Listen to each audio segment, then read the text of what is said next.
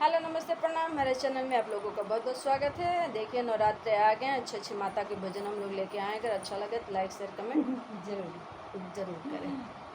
गान गाना घंटा बाजे शंखवाला गड़वा हो पताका फहरे ना, हो पताका फहरे ना, गूंजे मंदिर में जय करवा हो पताका फहरे ना, गूंजे मंदिर में जय करवा हो पताका फहरे ना।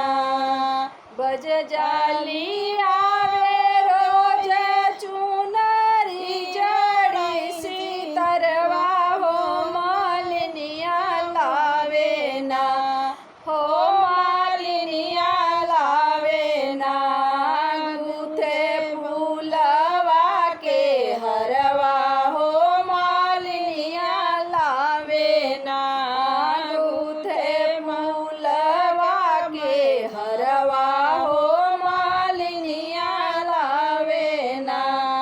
रजवा चढ़ावे सोना चांदी भर के थरवा हो की दीन दुखी ना, हो की दीन दुखी ना, हो की पान पूंगी नरियल हो की दीन दुखी ना, हो की पान पूंगी नरियल हो की दीन दुखी ना।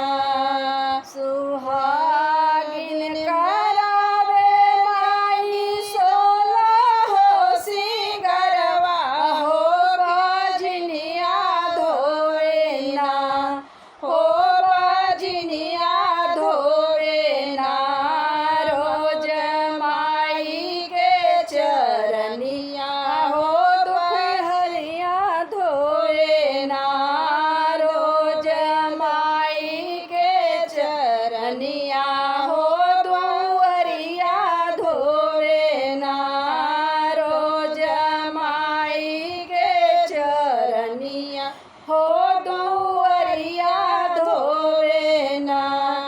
केहू के लगायू गरवा, केहू के भरलू करवा हो की केहू के मैया ना, हो की केहू के मैया ना, कैलू भव से परवा हो की केहू के मैया ना, कैलू भव से परवा हो केहू के मैया ना।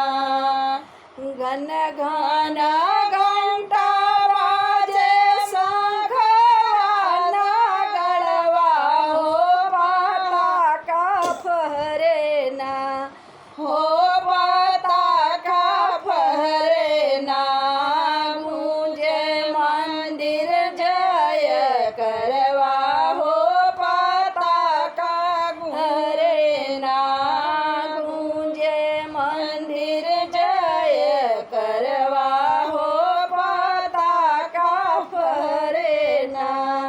बोलिए शेरावाली माता की जय।